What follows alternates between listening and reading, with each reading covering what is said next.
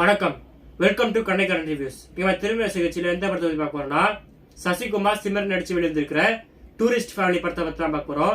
Tourist family இந்த படத்தோட கதையை பற்றி பார்த்தோம்னா, இலங்கையிலேருந்து பொருளாதார சரி காரணமாக இந்தியாவுக்கு ஒரு குடும்பம் தப்பிச்சிடும். அதான் நம்ம சசிகுமார் சிம்ரன் ஃபேமிலி. அவங்களுக்கு 2 பசங்க இருக்காங்க.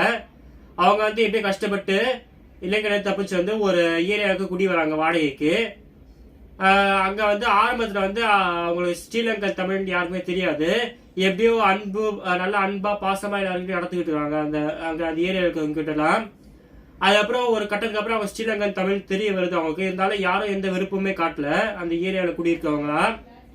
ஆனா போலீஸ்க்கு அவங்கள பத்தி ஒரு இன்ஃபர்மேஷன் வருது.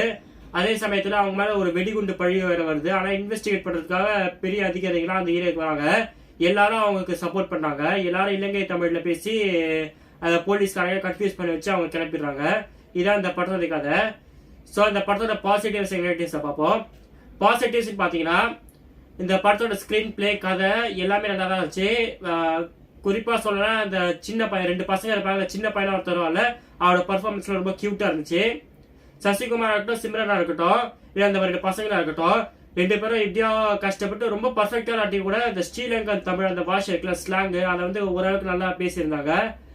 இந்த படத்துல எல்லாருமே நல்லா தான் நடிச்சிருந்தாங்க. படத்துல ஒரு சீன் கூட போர் அடிக்கிற மாதிரி எல்லாமே என்டர்டெய்னிங்கா தான் இருந்துச்சு.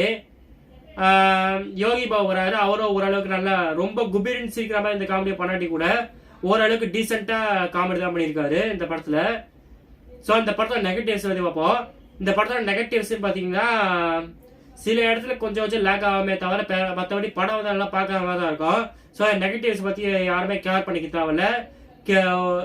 சொல்ல போனா 95% இந்த படத்தை நெகட்டிவிட்டிஸே கிடையாது. இந்த படம் நல்லா பாக்குற மாதிரி ஒரு படம் தான். இந்த படத்தை யாரும் போய் பார்க்கலான்னு பாத்தீங்கன்னா, இந்த படத்தை ஃப்ரெண்ட்ஸோ ஃபேமிலி தனியாவோ கப்பலோடயோ யாரும் போய் பார்க்கலாம். நல்லா என்டர்டெய்னிங்கான படம். ஒரு 2 மணி நேரம் நல்லா பொழுது போற மாதிரி இருக்கும். So thank you.